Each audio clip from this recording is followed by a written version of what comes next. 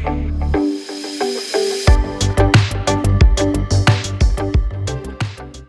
दोस्तों, मैं दिव्य शर्मा स्वागत करता हूं आपका करंट अफेयर के सेशन में, जहां आज हम कुछ महत्वपूर्ण हेडलाइंस के बारे में डिस्कस करेंगे और कौन कौन से पॉइंट्स को हमें अवॉइड करते चलना है, इन सब के बारे में भी ब्रीफली डिस्कशन किया जाएगा।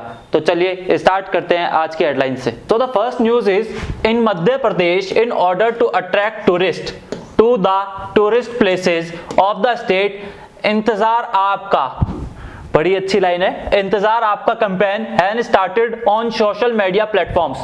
क्या मतलब है सर इस न्यूज का, थोड़ा ब्रीफली डिस्कस कीजिए। ठीक है, देखिए मध्य प्रदेश में क्या है, अब आप सब लोग जानते हैं कि स्टेट, हर कोई स्टेट चाहता है कि भाई हमारे स्टेट की जो इकोनॉमी है वो अच्छी रहे, कंडीशन अच्छी बनी रहे।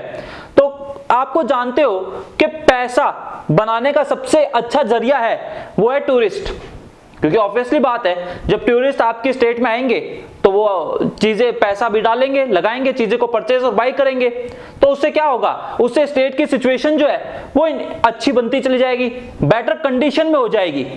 ठीक है, तो इस चीज को ध्यान में रखते हुए मध्य प्रदेश की सरकार ने एक कैंपेन लॉन्च किया है। हमें बेसिकली उस कैंपेन का नाम याद रखना है, क्या, ये रहा, इंतजार आपका।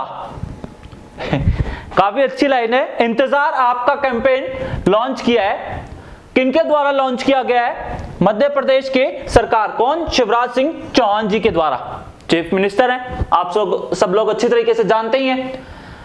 तो इससे क्या किया जाएगा, टूरिस्ट को अट्रैक्ट किया जाएगा कि भाई आओ हमारी सिटी में घूमो और इन सब चीजों के बारे में देखो, और पैसा भी आएगा, ऑब्वियस सी बात है। तो ये इनिशिएटिव लिया गया, बहुत अच्छा इनिशिएटिव है। अब मध्य प्रदेश का जिक्र हुआ है तो उससे रिलेटेड फैक्ट्स भी हमें याद करते हुए चलने हैं, जैसे कि चीफ मिनिस्टर आप सब लोग जानते हैं शिवराज सिंह चौहान, इमेज में भी देख पा रहे होंगे। गवर्नर है लालजी टंडन, और अभी टेम्परेरी कौन बनी हुई है, आनंदीबेन पटेल। क्यों सर टेम्परेरी, क्यों, परमानेंट क्यों नहीं? देखिए अभी मुझे जहां तक सिचुएशन लग रही है कि गवर्नर जो है लालजी टंडन, उनकी थोड़ी तबीयत वगैरह सही नहीं है, तो इस वजह से जो अभी ये कार्यभार है वो आनंदीबेन पटेल के द्वारा लिया जा रहा है। जब वो स्वस्थ हो जाएंगे, उनका स्वास्थ्य ठीक हो जाएगा, तो वो वापस अपना कार्यभार ले लेंगे। ठीक है, तो टेम्परेरी आनंदीबेन पटेल है, बट हमें याद रखना है लालजी टंडन को। ठीक है, अब सर हमें तो मध्य प्रदेश में जितनी भी स्कीम्स आई है करंट में, सारी एक बार रिवाइज करा दो एक सेकंड में। ठीक है, देखिए मुख्यमंत्री कर्मचारी स्वास्थ्य बीमा योजना, आप जानते हो अभी हाल ही में आई हुई है, कर्मचारियों को बीमा देना। ठीक है, जीवन शक्ति, जीवन अमृत, FIR आपके द्वार, संबल योजना, ये सारी अभी है, संबल योजना, किल कोरोना कैंपेन। अब आप सोच पा रहे होंगे कहां लिंक होता है, और हमारा घर हमारा विद्यालय। ठीक है, अब एक और चीज मुझे याद आ रही है, FIR आपके द्वार, संबल योजना, और एक और चरण पादुका।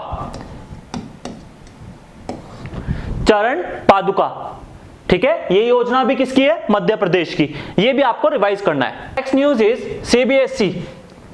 What does it mean? CBSE मतलब central board of secondary education has partnered with Facebook to launch free and comprehensive training program for teachers and student। Sir क्या मतलब हुआ इस चीज का? देखिए CBSE ने Facebook के साथ एक पार्टनरशिप की है, पार्टनर बने, किस चीज के लिए बने हैं, ट्रेनिंग प्रोग्राम देने के लिए, किसको, टीचर और स्टूडेंट्स को। देखिए आप सब लोग जानते हो कि टेक्नोलॉजी कितनी तेजी से डेवलप्ड हो रही है, ऑनलाइन क्लासेस वगैरह ये सब कुछ, तो इन सब चीजों को सीखने में आजकल के टीचर्स को भी बहुत डिफिकल्टी फेस करनी पड़ रही है। तो वो तो 9th क्लास तक के, 8th क्लास के स्टूडेंट्स हैं, उनको तो डेफिनेटली करनी पड़ेगी कि भाई कैसे इसको ऑनलाइन ऑपरेट करना है, कैसे इनको चलाना है, कैसे ऑनलाइन क्लासेस चल रही है, किस तरीके से चलेगी, ये सारी चीजों को तो देखना पड़ेगा। तो उसके लिए क्या किया गया है, CBSE के द्वारा एक इनिशिएटिव लिया हुआ है कि भाई हम Facebook के साथ पार्टनर बन जाते हैं और स्टूडेंट्स और टीचर्स को बताएंगे कि कैसे टेक्नोलॉजी से डील करना है, किस तरीके से टीचर पढ़ाएगा, उस टेक्नोलॉजी पे किस तरीके से स्टूडेंट अचीव करेगा। ठीक है, अब आपको न्यूज सारी समझ में आ गई होगी। ठीक है, अब इससे रिलेटेड फैक्ट देखिए, CBSE का हेडक्वार्टर कहां है, मोस्टली ये चीज पूछी जाती है, तो वो है न्यू दिल्ली। और उसके अभी करंट में चेयरमैन कौन है, तो वो है मनोज आहूजा।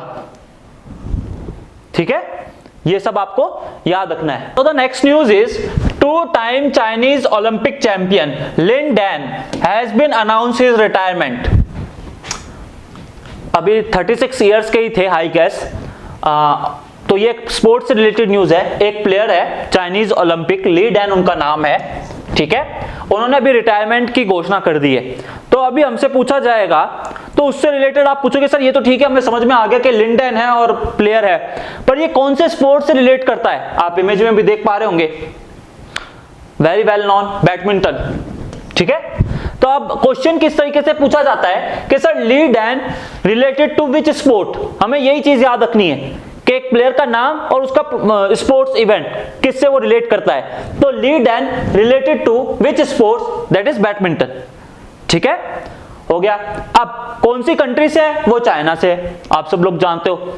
अब मेन बात ये रहती है कि चाइना से और क्या क्या इंपॉर्टेंट चीज है जिन्हें हमें रिमेंबर रखना है। देखिए, AIIB का हेडक्वार्टर।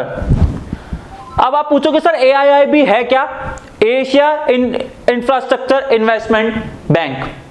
ठीक है, ये एक बैंक है AIIB, जो लोन्स वगैरह देखने का काम करता है, जैसे कि वर्ल्ड बैंक है, न्यू डेवलपमेंट बैंक है। इसी तरीके से AIIB एक तरह का बैंक है। NDB न्यू डेवलपमेंट बैंक, इनका भी जो हेडक्वार्टर है वो शंघाई। ठीक है, और एक्सरसाइज हैंड इन हैंड, ये भी कहां हो रही है? चाइना और इंडिया के बीच की एक्सरसाइज है। ठीक है, और most important point, 12th world games वो चाइना के चेंगडू में होंगे। चेंगडू, चाइना चेंगडू, ये चीज हमें याद रखनी है। देखिए, अगर चीजें आपको पसंद आ रही हैं तो प्लीज सेशन को लाइक करते रहिएगा। So the next news is Sukhbir Singh Sandhu has given 6-month extension as the chairman of NAI। Sir ये नाई क्या है? तो आप सब जानते हो, national highway authority of India. National highway authority of India क्या मतलब है? बेसिकली रोड्स वगैरह का जो इनिशिएटिव होता है कि भाई रोड्स नहीं बनानी है, कौन सी सिटी से कनेक्ट करनी है, कौन सी सिटी से लेकर जानी है, ये काम सारा नाई के द्वारा किया जाता है। अब इससे रिलेटेड फैक्ट क्या है? सर ये अपॉइंटमेंट नहीं कहूंगा, मैं इन्हें रीअपॉइंटेड ही कहूंगा। बेसिकली इन्हें एक्सटेंशन मिला है, पहले से ही थे ये चेयरमैन, इन्हें 6 मंथ का और एक्सटेंशन दे दिया कि 6 मंथ तक आप और संभाल लो काम को। तो कौन है? सुखबीर सिंह संधू। हमें याद नाम ही रखना है, Sukhbir Singh Sandhu is the chairman of नाई। बस यही है हमारे लिए इंपॉर्टेंट न्यूज। ठीक है, news is Urjit Patel has authored the book title overdraft saving the Indian saver. ठीक है, overdraft saving the Indian saver. अभी आपको इस न्यूज से रिलेटेड फैक्ट बताता हूं कि उर्जित पटेल की एक बुक टाइटल लॉन्च किया गया है, वो ऑथर है बेसिकली इस बुक के। उस बुक का नाम हमें नाम याद रखना है, क्या है? Overdraft saving the Indian saver. ठीक है, किस चीज से रिलेटेड है सर ये? सर ये बैड डेब्ट्स और इन सब चीजों के बारे में आप जानते होंगे। NPA, non performing assets. Sir नाम सुना सुना तो है, बट पता नहीं है कि ये होता क्या है। थोड़ा सा हमें आइडिया दे दो NPA के बारे में। ठीक है, देखिए सपोज कर लीजिए मैं बैंक का ग्राहक हूं और मैंने बैंक से लोन लिया, कोई से भी बैंक से ले लीजिए। अगर 3 मंथ तक मैंने 3 महीने तक यानी 90 डेज उसका कोई भी लोन की किस्त नहीं दी बैंक को, आई एक्सेप्ट द लोन, मैंने लोन ले लिया, लेकिन अब लोन वाले मुझसे किस्त मांग रहे हैं और 3 महीने तक मैं बैंक को किस्त नहीं दे पा रहा हूं, लोन्स है वो नहीं प्रोवाइड करवा पा रहा हूं, उनकी जो किस्तें वगैरह बन रही है इंस्टॉलमेंट, 90 डेज तक मैंने ऐसा ही किया, तो अब जो मेरी लोन्स वगैरह जो हैं वो जो चीज हो जाएगी उतनी अमाउंट एनपीए में चली जाएगी, नॉन परफॉर्मिंग एसेट्स, कि भाई ये जो एसेट्स है ये अभी रिकवर नहीं हो पा रही है।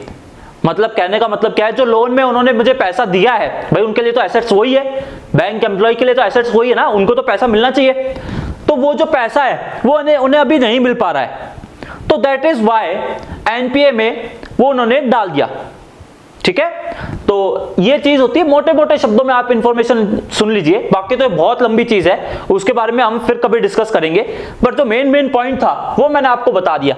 तो उससे रिलेटेड एक बुक जिसके ऑथर हैं ये उर्जित पटेल साहब। अब आपके दिमाग में चल रहा होगा सर मुझे ये बता दीजिए, ठीक है आपने उर्जित पटेल के बारे में बता दिया, क्या ये आरबीआई के गवर्नर है? नहीं, अब नहीं है। तो फिर सर करंट गवर्नर कौन है? ओके, तो आरबीआई के जो करंट गवर्नर है, जो करंट में गवर्नर है वो है शक्तिकांत दास। वॉइस को सुनिएगा, राइटिंग को छोड़ दीजिए। शक्तिकांत दास आरबीआई के ये गवर्नर है, ठीक है सर। सर हमें पुरानी चीज भी और याद आ रही है, सर आरबीआई के 4 डिप्टी गवर्नर भी होते हैं। मैंने कहा बिल्कुल होते हैं, तो सर उनके बारे में भी थोड़ा एक बार रिमेंबर करवा दीजिए, क्या क्या नाम है, ठीक है। देखिए पहले जो गवर्नर है उनका नाम लिख लीजिए M.K. Jain.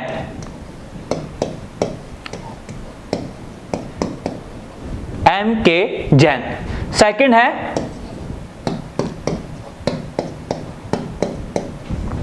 B.P. Kanungo. B.P.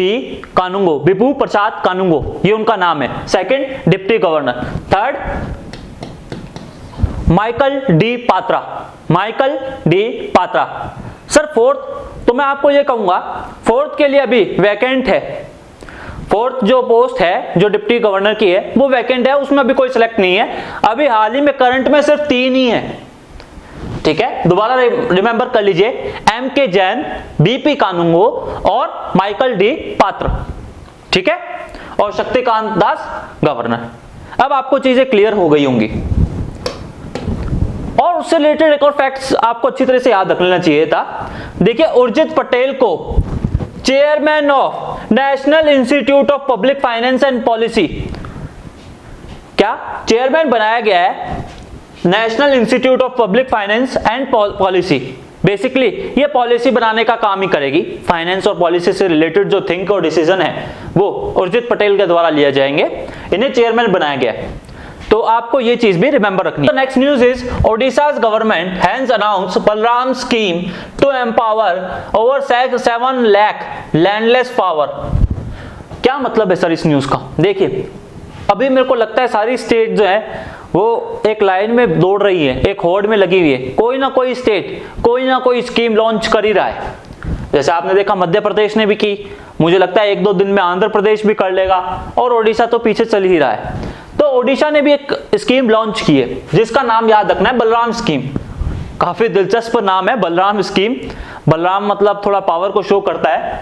तो किस चीज के लिए? 7 लाख लैंडलेस फार्मर, बेसिकली जिनके पास लैंड नहीं है उन सबको लैंड प्रोवाइड करवाना, ताकि क्या कर सके वो कृषि वगैरह का, फार्मिंग का काम कर सके।